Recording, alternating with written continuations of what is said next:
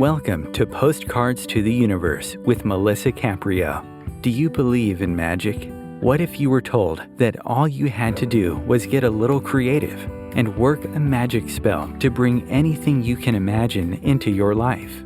Here on Postcards to the Universe, we will share manifesting, tips, postcards, creativity, abundance, and prosperity.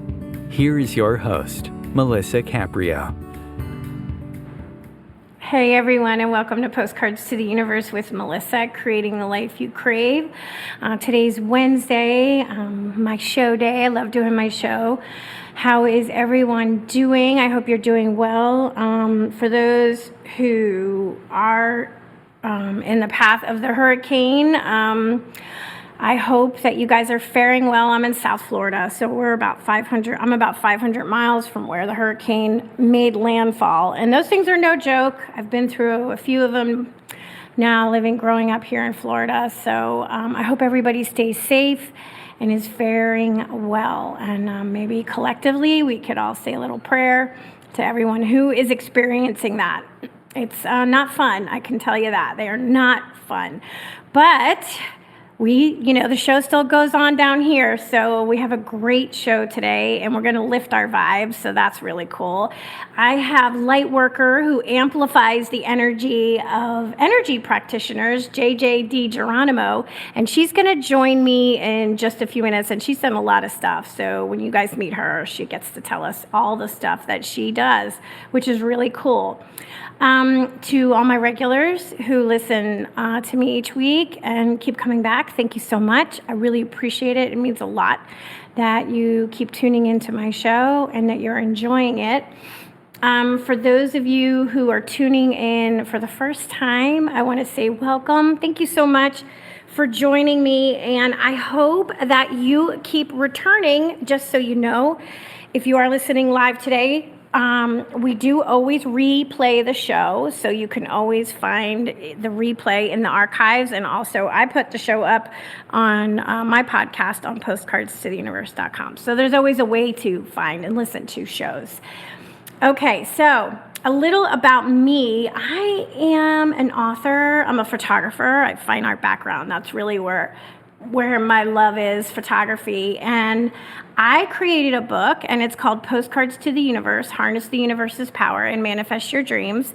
And I talk about manifesting in the book, and I had people create a manifesting postcard, which is kind of like a little mini vision board. A lot of people know what vision boards are. So I have people create a postcard about something they want to bring into their life.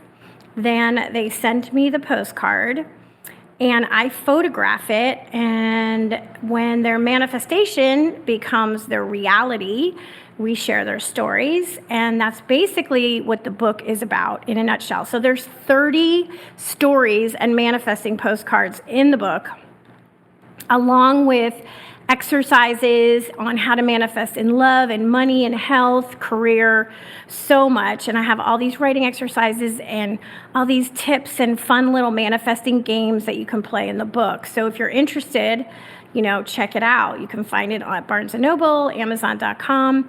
And I've decided, so the book came out at the very end of 2019, right before COVID hit.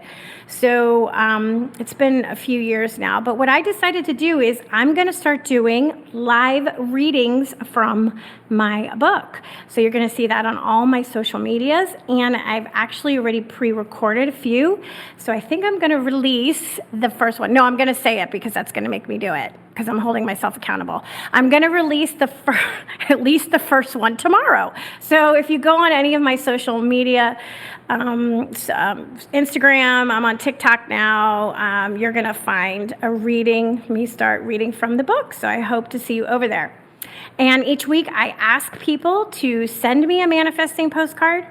If you don't know how to do that or what I'm talking about, if you go to postcardstotheuniverse.com, I tell you exactly how to create a manifesting postcard and where to send it. The address is listed on there. And if you sign up for Join My Movement, you get a free gift in the newsletter. And it also gets in a little bit more depth about creating a manifesting postcard. So yeah, I hope that you're interested. Okay, so I started this I don't know, it's been like over a month now. I'm doing a workshop on Thursday evenings, 6 to 8 p.m. Eastern Time. It's called Manifesting Through Gratitude, a Visual Journey. And it's a workshop that's going to be ongoing on a continuous basis. It runs from start to finish, 5 weeks. And it's from the comfort of your home, because I have found the quickest, most powerful way to manifesting is by using gratitude. Sometimes we take for granted the things we already have in our life. So we're going to really tap into the energy of gratitude and how that can create so much more abundance in our lives. So we're going to focus them down each week. Week 1 focuses on worthiness and self-love. Week 2 covers health and wellness. Week 3 looks at our money story and our financial abundance. And week 4, we go into our personal relationships, romantic, family, friends, coworkers. And there's going to be a Q&A at the end of each class. But the final week is going to be a personal check-in. We're going to be sharing our experiences and doing an open Q&A. So I hope that sparks your interest, because I'm telling you, it's so powerful. It really, really is in manifesting those things that we want. So what makes my workshop a little bit different with gratitude is since I'm a photographer, I'm going to help instruct you how to use your camera phone as one of the tools in manifesting. So we're going to be using our camera phones. I have everybody make a manifesting postcard each week in that specific area that we're working on. So it's going to be a lot of fun. It's an intimate group. We cap the class at 20. So it's going to be a really, really cool thing. So I hope that this is sparking your interest. And you can also find out more information on my website, postcardstotheuniverse.com. But if you go to finduniquelyyou, with the letter u.com, Melisa Caprio, that is where the workshop is being hosted. But of course, you can get to everything through my website. So I hope that you're interested, and you're going to have a beautiful visual gratitude journal at the end of this course. All right? Okay. I also share a magical message. It's either an affirmation that I like or a postcard somebody sent in. It's an image that I photograph, and I love affirmations. I use them on the daily. I think they're very powerful also. Another powerful way to using the law of attraction. So this week's message is be love. I mean, one of the best ways to have more love in your life is to be more loving. So be what it is that you want to manifest. So if you want love, be love. Present love everywhere you go, and just watch. You'll be amazed at how things will shift in your life. Okay. So now I'm excited to talk to my guest, DiGeronimo. She is the president of Tech Savvy Women, is one of the most highly regarded speakers, authors, and executive strategists to attract, retain, and advance professional women. She's navigated her way from entry-level positions to top-level leadership roles within leading technology companies, and now she shares her strategies and insights that helped her accelerate her career with her audiences.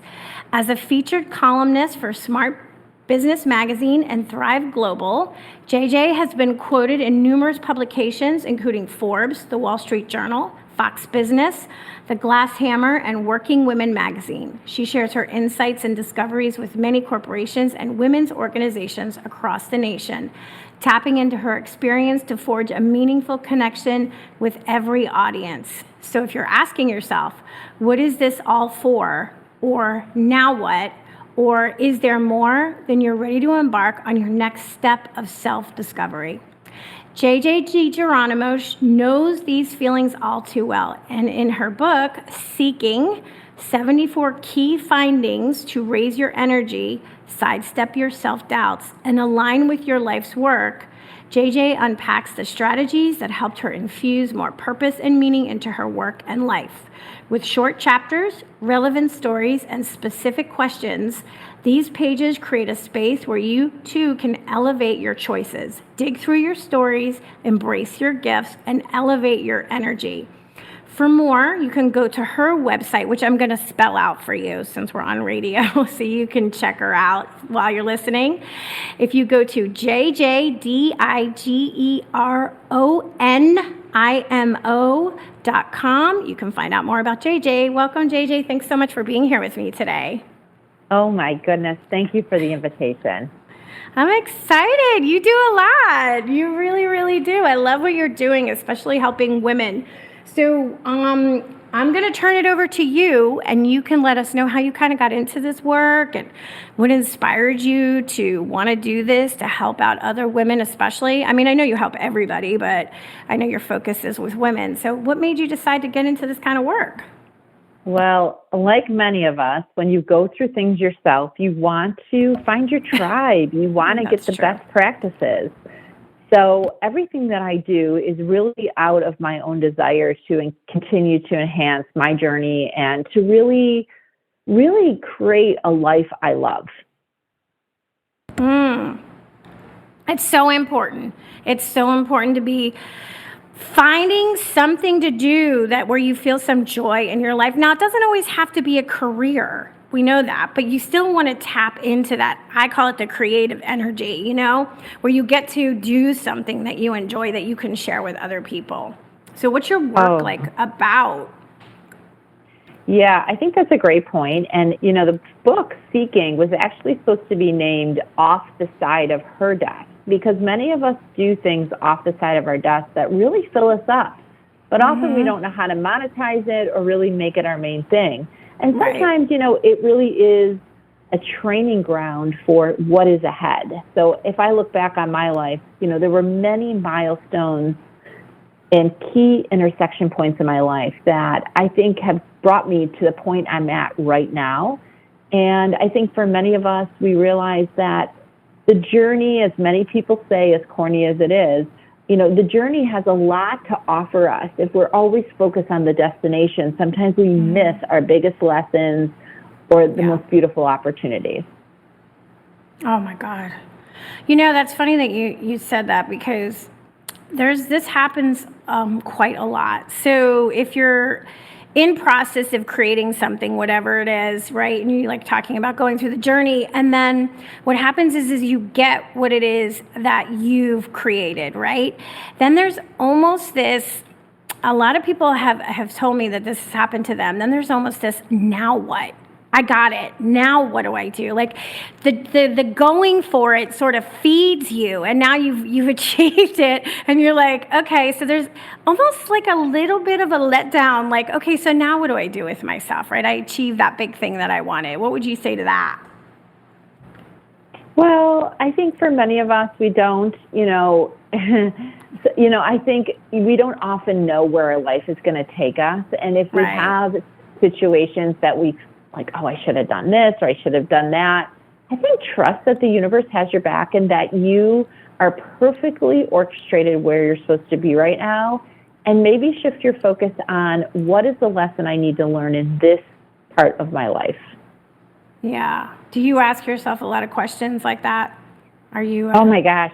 The book Seeking is full of questions. Almost the workbook is, almost half the size of the book, because it's, the stories I share in the book are really how I got to move through my life where I could clear out some stuff that was no longer serving me, because I got to a point where I was overworked, overcommitted. I had so little joy, and I still was so dang busy that I wasn't really leaning into what was calling me. In fact, I was leaning into what I thought I should be doing.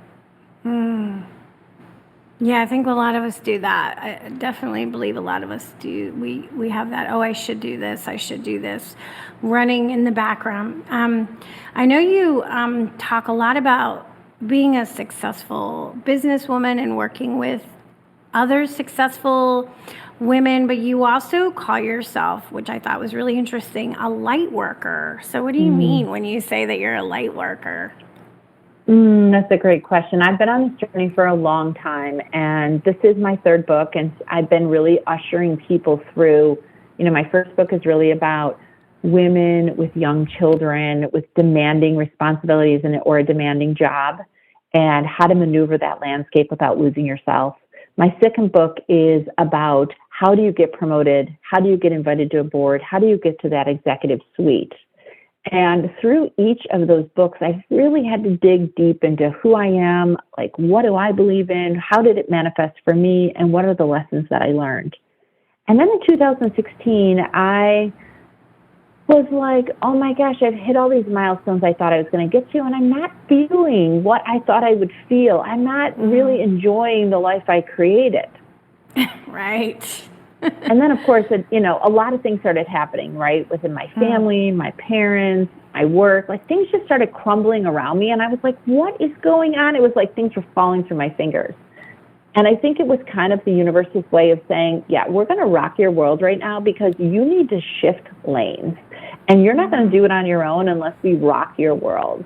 And so I had to kind of sit there and be like, okay, who am I really? And what am I really supposed to be working on? Because what I thought I was supposed to be running towards really didn't bring me the fruitfulness or even the joy or experience or momentum I thought it was going to be. And that happened back in 2016. And so I really take readers through a journey of like how I worked from the inside out, which was a totally new concept for me.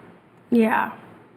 Yeah, well, yeah, because we're always taught to work from the outside in, but it's really, that's when all the real changes happen, is you do the inner work and then it manifests on the outside, right? So that's what you really have to figure out. Like, what is it that is sparking you? What is it that you want to go? Where do you want to go? And what is it that you want to do? And I know you, you have some things that you like to talk about. You talk about mindfulness and using mindfulness as a superpower. And what do you mean, like, mindfulness? Because I know a lot of people hear the word, it's a buzzword, but they might not really know exactly what it is that you mean by that.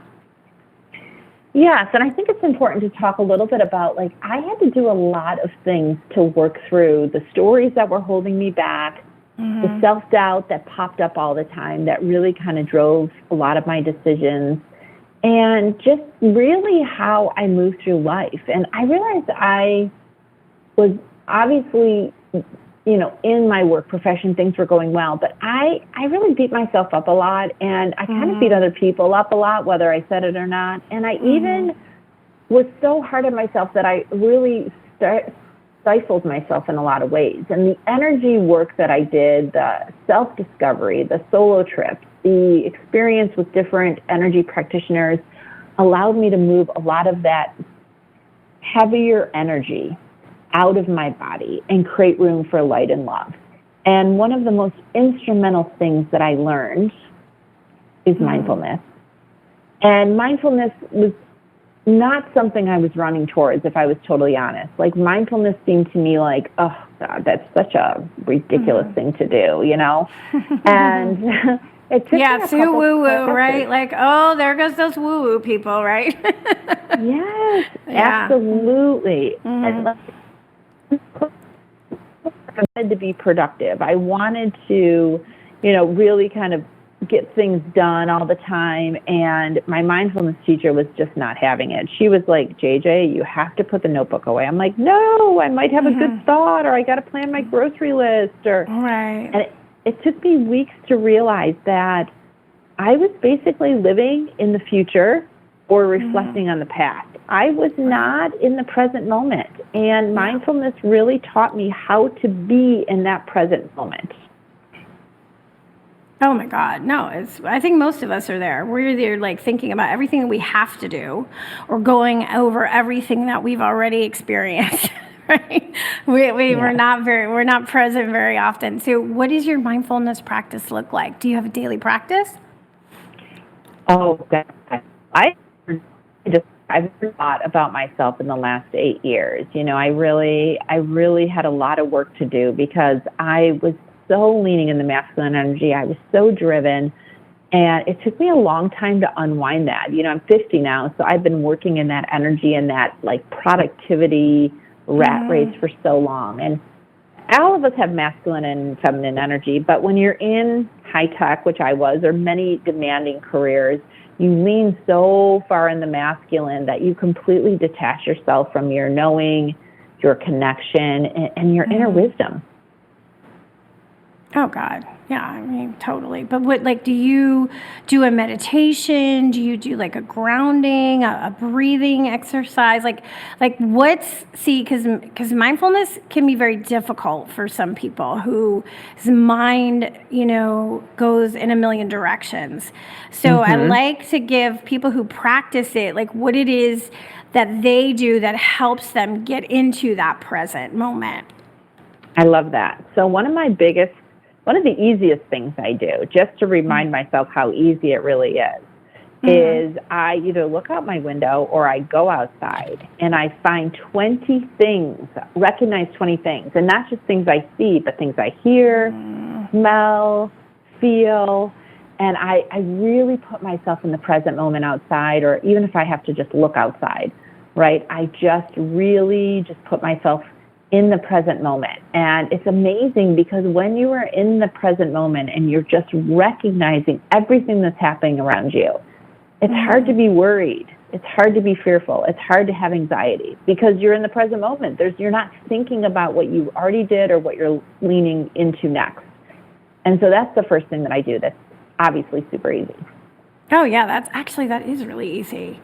To just go outside and look around and say, oh, there's that, here it would be, there's the lizard that I see. There's the palm trees, but just like hearing the wind blowing through the trees, because it really does, it forces you to be present.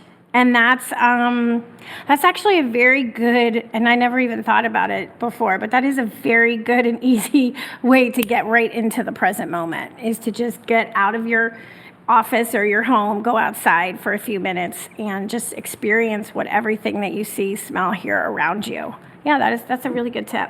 I think something easy for us. It's super easy. You mentioned something before. You said that you were super hard on yourself, and that if you had to be honest, you were hard on other people. A perfectionist. Were you a perfectionist? Would you consider yourself that? Yes, I did, and I pride myself on that too. But, I have a whole chapter, as you know, in the book that says, the trap of perfectionism.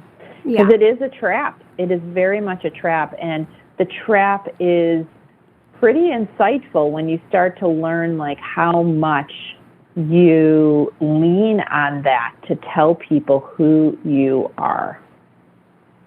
Why do you think that? I mean, you said you're like that with other people. And do you mean other people that you like, your coworkers, your friends, your family, relationships? You sort of have that same energy with them, like you expected them to be perfect in certain situations? You think a lot of us are like that? I know a lot of us are like that with ourselves, but I'm trying to think about with others.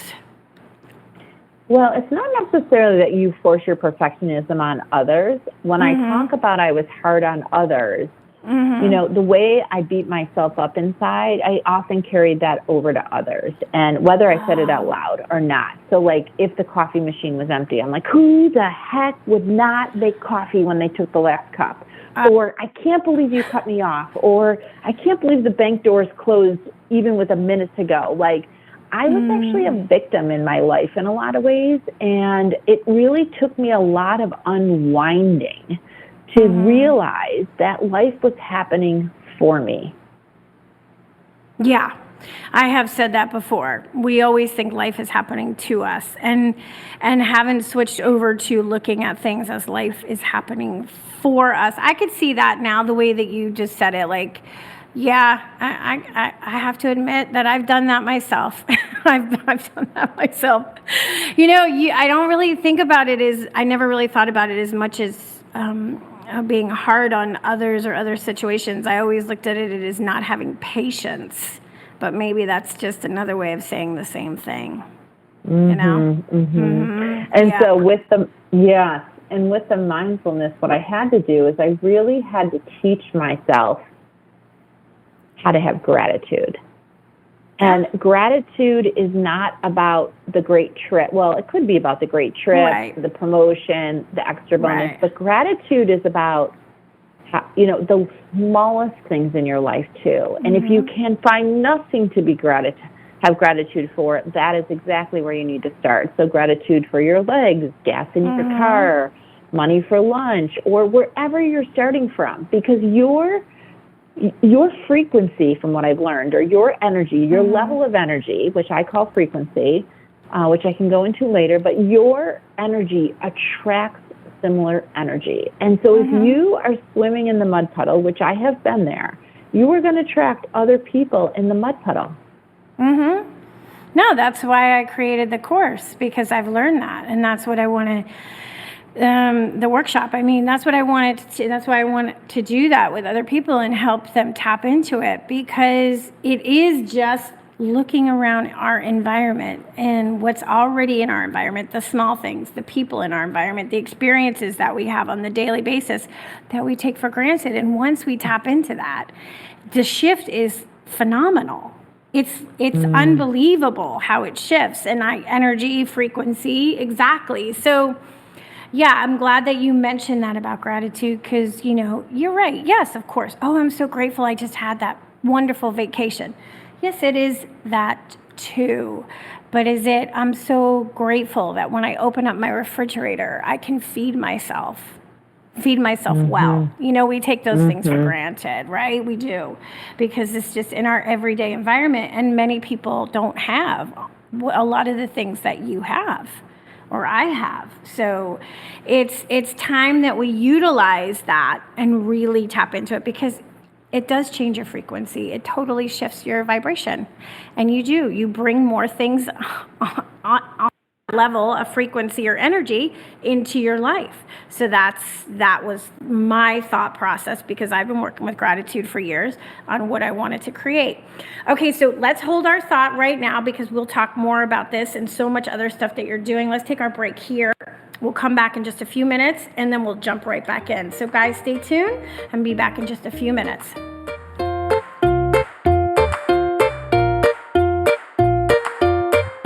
Conscious media for conscious minds. OMTimes. Host your show on IOM-FM, the radio network of OMTimes Media, one of the more recognized brand names in the conscious community, and is backed by the extensive marketing reach of OMTimes. Hosting a show on IOM-FM immediately connects you with our extensive dedicated community.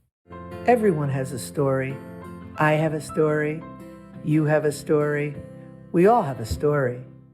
As I see it, you have three choices.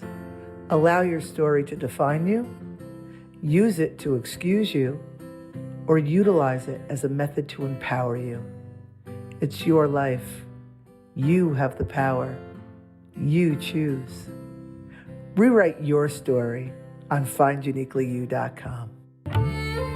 Imagine yourself being transported to India, to the banks of the Ganga and an ashram in Rishikesh. Visualize that you are welcome to satsang with an American sannyasi who shares the wisdom of her guru.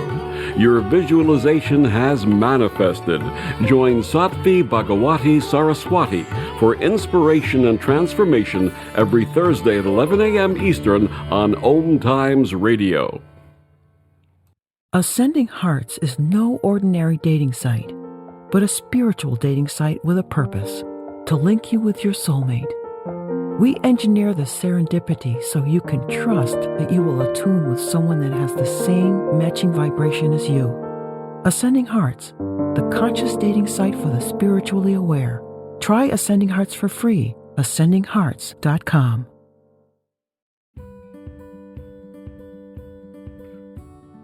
Hi, I'm Melisa Caprio from Postcards to the Universe, creating the life you crave. Do you believe in magic? What if I told you all you had to do was get a little creative and work a dream spell to bring anything you can imagine into your life? Well, guess what? I've got the spell for you. Postcards to the Universe, a global movement for manifestation, is a casting magical tool for you to use whenever you want. How does living in passion sound to you? Join me in my movement where you get to create in the magical playground. Let's think outside the box and do some playful conjuring. By casting out our desires with a manifesting postcard, we explore our hearts and allow the alchemy of our dreams to appear. And don't forget to tune in each week here on OMTimes Radio with my show, Postcards to the Universe, Creating the Life You Crave at 4 p.m. Eastern Time. I share tips on creativity, abundance, and prosperity, and you will be introduced to the coolest guests, trailblazers, mystics, and creatives who enrich our lives.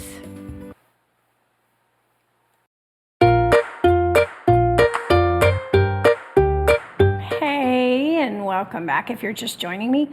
I have author DiGeronimo with me today, and we are talking about, raising our frequency and tapping into abundant energy. And her book is titled Seeking 74 Key Findings to Raise Your Energy, Sidestep Your Self-Doubts, and Align with Your Life's Work. So, how would you define your life's work?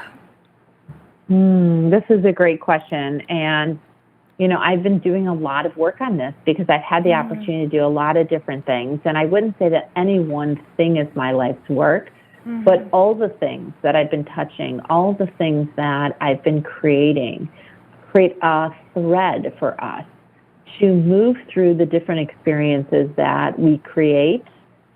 And as we raise our frequency, as we gain the lessons, new work comes to us. And I feel like now, with all this research of these 3 books and all this self-work that I've had to do to really figure out who I am and sort of why am I here on the planet, I have learned that your life's work is an evolution of things that you focus your energy and attention on. Yeah.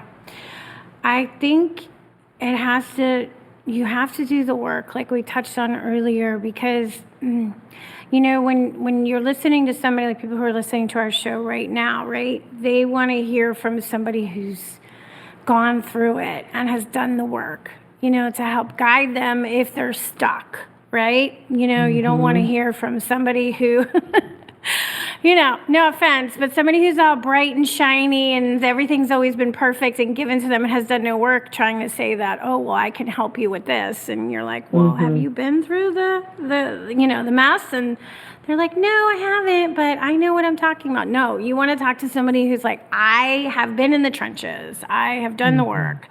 I have experienced the pain. I've had to go through it. I know what I'm talking about, right? So, so many of us have so much negative, a negative loop, like I'm trying to think about the right word I'm using for it, like a negative loop in our head of self-doubt, of self-doubt, of self-doubt. And I know you talk a lot about self-doubt. So how do we go and move through that? Coming from somebody who's had it herself and has done the work. Oh my gosh, I've had I've had self-doubt today.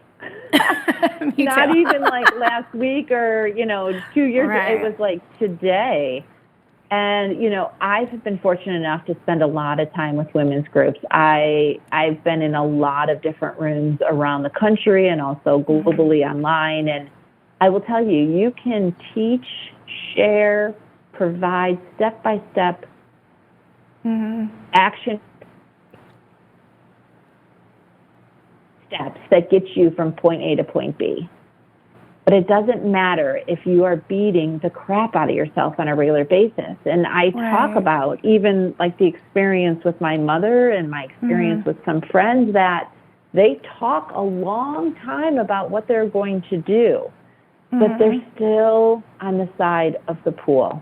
They haven't jumped in yet because they don't believe they're ready. Right. Well, we do have to be ready, right, to do to jump, to make the leap. So how can you help anybody listening right now who's thinking, I feel I'm ready, but I'm scared. I don't know, should I do it? Like what advice would you offer those listening? Well, I definitely would like to ask you, how ready do you think you need to be? Because research shows that most women feel, even let's just take a job. Let's not even talk about creating something from scratch, but let's just talk about either a job in your existing company or a job that you're striving for. Research shows that most men feel comfortable applying at 40 to 60%. Women have to apply. Most women apply at 100%. And wow. yes, so it's like, if you're waiting to be 100% ready for something you've never done before, you're probably never going to move off the mark. And the reality is they've done so I've done a ton of research with women in STEM, and I've done a lot of work with women in tech. And the National Center for Women in Technology researched women that stayed in STEM careers. And the major differentiator is self-efficacy. Now, self-efficacy is not something that you're born with. Self-efficacy is something that you grow and expand. Self-efficacy is having a vision for where you want to go, which most of us have a vision. But the second part is you have to believe you can achieve it. And you can only grow your self-efficacy bucket, you can only fill it up when you strive before you're 100% ready.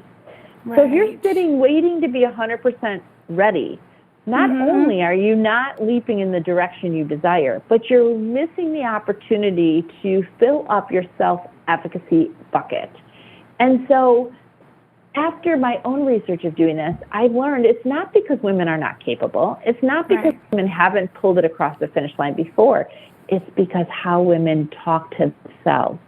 And it wasn't until I took these mindfulness classes that I even could understand how I was talking to myself. Because the mindfulness class I took was 8 weeks long, 3 hours each class. So 24 hours I had to take this class, and I really didn't even get it until hour 18. Because I was so busy trying to mastermind my participation. Yeah. It makes sense. I mean, it really, really does, because I could see how women would want to be like, well, I can't approach that until I feel like, 100% I can handle that job, I can handle that move, I can handle that thing. Yeah. I think as I've gotten older, and had more experience behind me, I've gotten to the point where truthfully I'm just like, F it. I'm just going to do it. If it works, it works. If it doesn't, it doesn't. Because I don't care as much what other people think of me any longer, where I used to.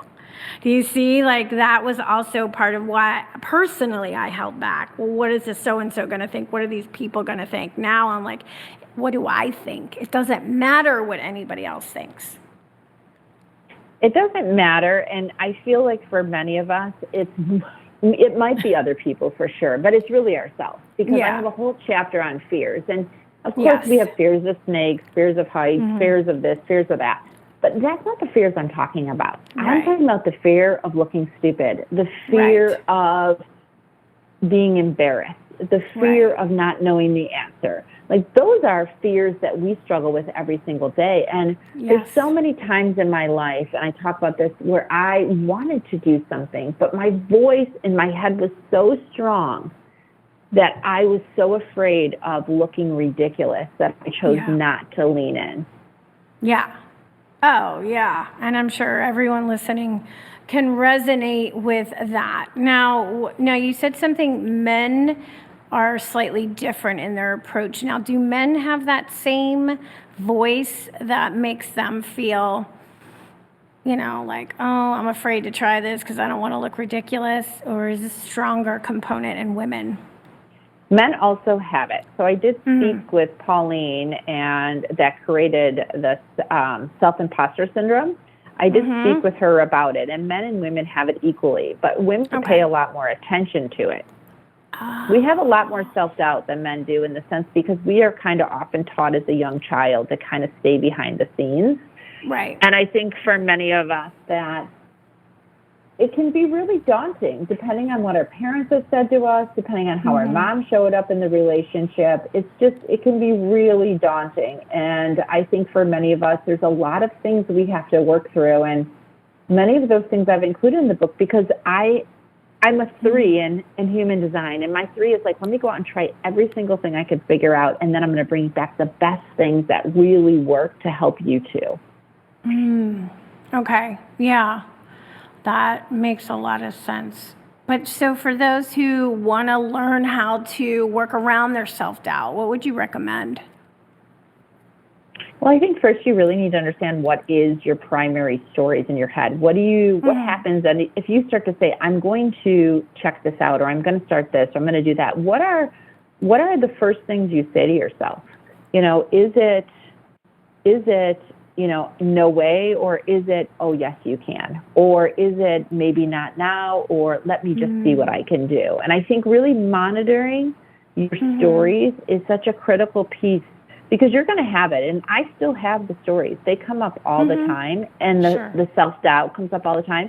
But now, because of mindfulness, I actually can compartmentalize that, or I can trick myself and be like, let me just see what I can do, as Jen Sincero would say. Let me just see what I can do. Because then there's not as much pressure to have it all figured out before you get started. Yes. No, that's really, really good advice. Yeah, let me just see what I can do. I think that is something good, because we all have self-doubts, and the more you do work on yourself, the more you're going to start to see your stories, whatever story you have about whatever, your story about relationships, your story about money. I talk about money stories all the time. Your story about your career, your story about your body, right? We tell ourselves these stories, and the story is what's leading our lives, not the things, not what we really want. So it's good to find out what your story is. And if you have something that keeps coming up for you that you don't like, it might be a good time to actually do the work and say, why does this keep coming up? What am I telling myself about this, right? I'm sure that you've discovered so many of those in your work when you started doing the work. Oh, and I had to write them down. And I also work with a lot of energy practitioners, because for me, energy practitioners are people that help you remove the energy that's not working for you.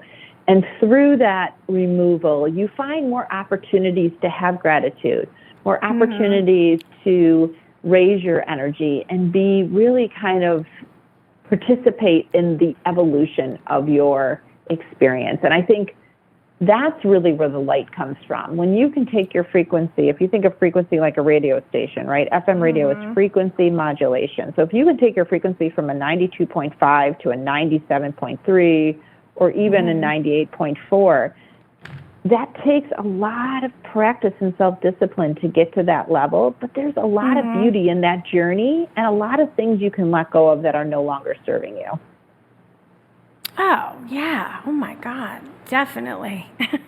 That's everything that I'm doing. That's why I do the show. That's why I have talked to people who are doing the work that you're doing. And I have so many energy healers on, too, because I love to work with energy healers myself, energy practitioners, because I do think that there's a lot of stuff that is self-imposed that keeps us from living the life that we really desire. So, that's why I love to share the messages. So somebody's listening right now and they're thinking, it's time. I gotta do something. I gotta shake up my life. I gotta shift some things. I gotta make some changes. What is the first step? Like, what would you tell somebody? Like, should they seek out a professional?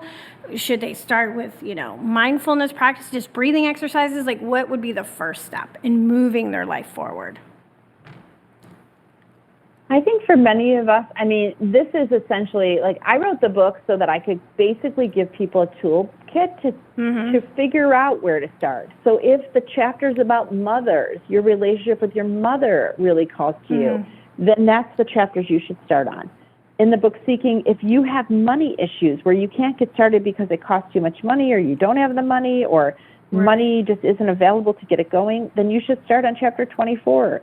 Money is a hurdle for many. Like, you need to sort of open the book and find some of the struggles that you may be experiencing, so you can have not only some insight, but some tools to start thinking, okay, because in the appendix, I've included not only all the articles and books, but all of the practitioners I've worked with, all the websites I've visited, all the just great resources and people in my community that have helped me work through some really challenging times in my life and stories I had to move through. So the appendix is what people say they love so much, because I just put it all out there. I just give every contact that I've ever worked with in each chapter, so that you too can create the benefits for yourself.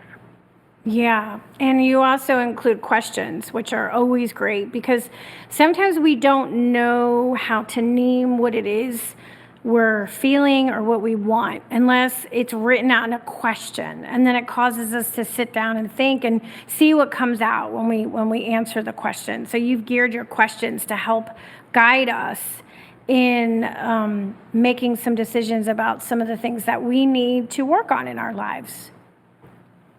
Absolutely. And I think for many of us, it's just about having an organized way to kind of figure out how to move forward. I think like we all have the ability. And if you're listening right now, I really find that there are no accidents and that there's something in our conversation that is here to guide, help, be a resource for you. And I'm always watching and listening to see what the universe brings across my path. Yeah. Yeah. How do you handle, let's just say a bad day? You wake up and some of the old subconscious programming is running. You're having a really bad day. Things aren't going the way that you had hoped. What helps you get right back into yourself? Is it the mindfulness practice that you started doing?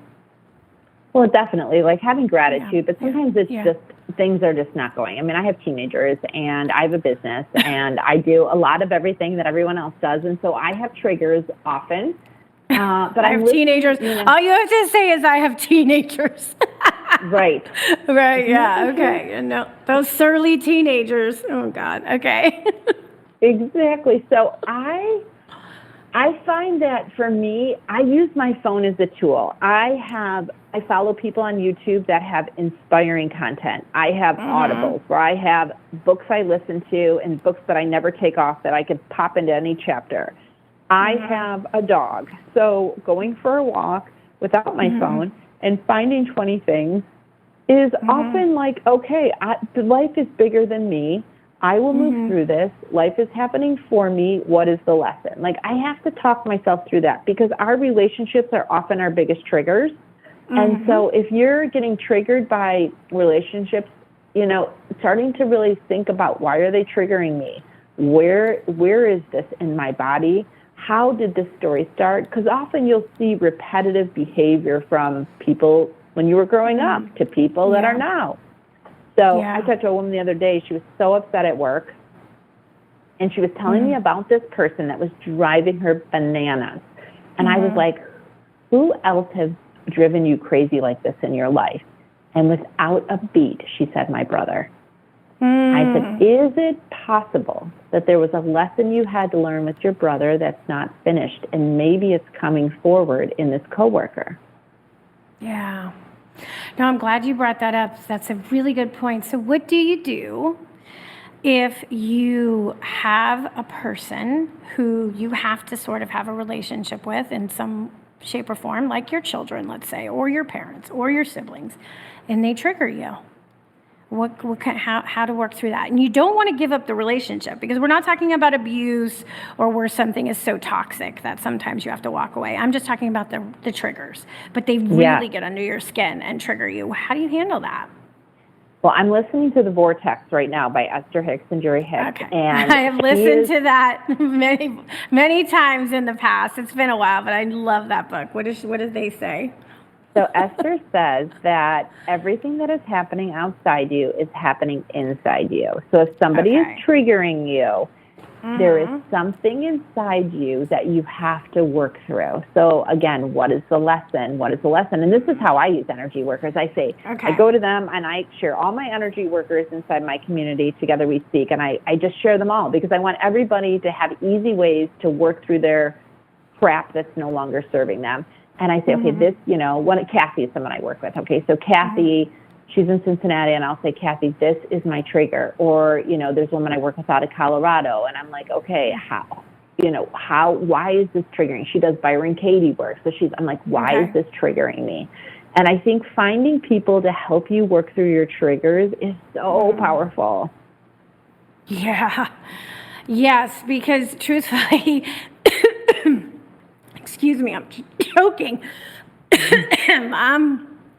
Truthfully, you want to work through it because it makes you a happier person inside. And that is, the more of us that do that kind of work, the better the world will be, right? Because happy people will be in more joy, gratitude, and love. And you want to be around those kind of people. You don't want to be around surly, miserable, angry people all the time.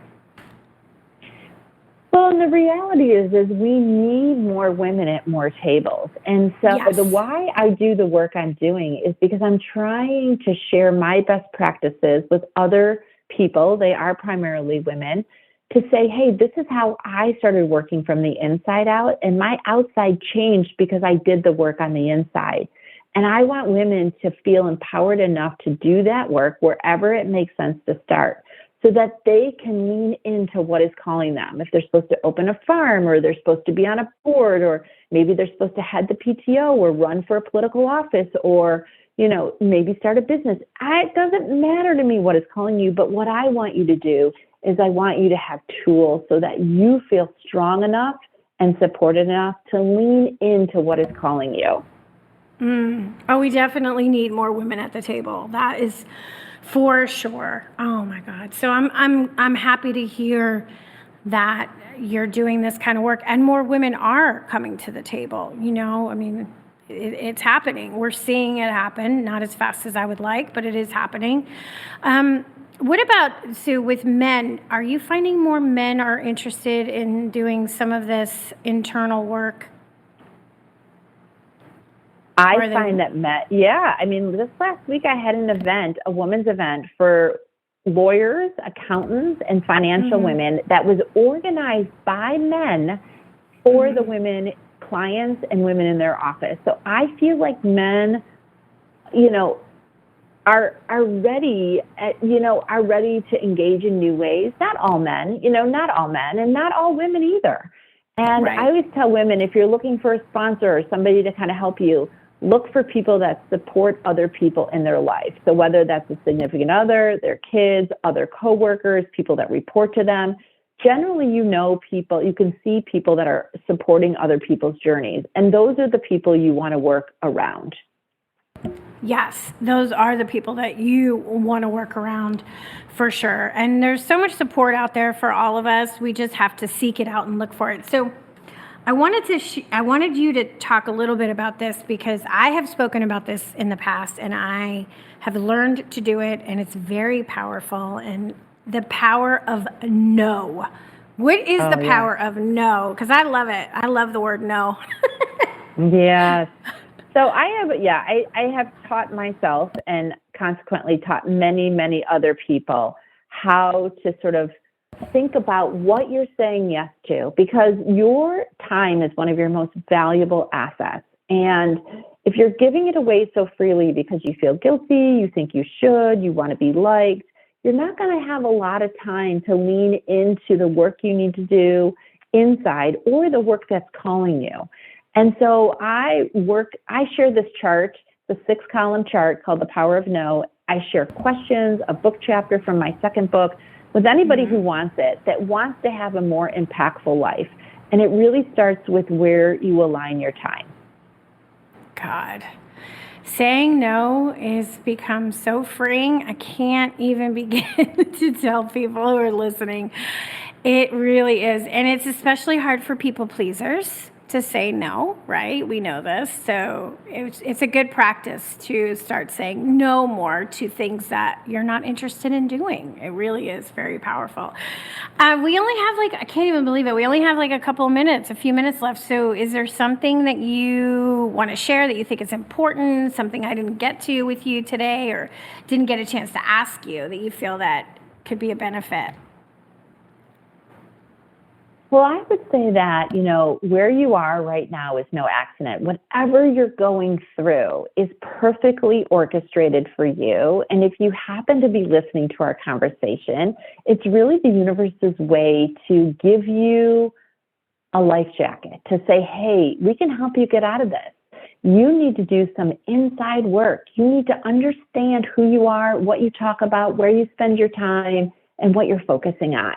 So really see this as one of the lessons or tools that the universe is putting across your path right now as a way to kind of move to the next step of your journey. Yes, exactly. You're right. It is no accident. If you're coming across this show and you're listening to us today, then that was a message that you needed to hear for some reason. So pay attention to that. So JJ, the best way for people if they want to connect with you, or do you work with people one-on-one? Can you tell us a little bit about that?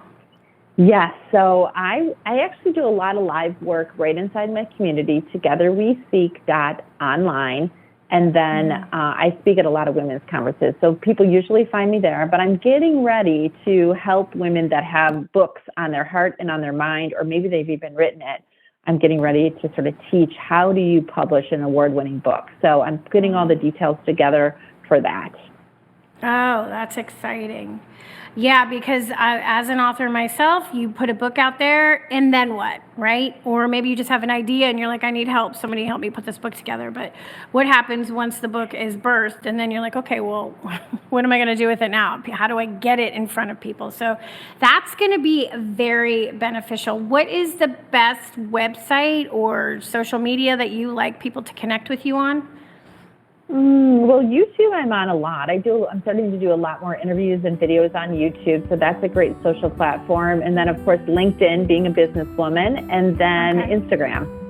Perfect. All right, guys, check her out. Thank you so much, JJ. It was such a pleasure having you here with me today. All right, everybody. Thank you for listening to Postcards to the Universe with Melisa, creating the life you crave. And I'm wishing everyone a wonderful week filled with joy, abundance, and love. Stay safe, everybody. Peace.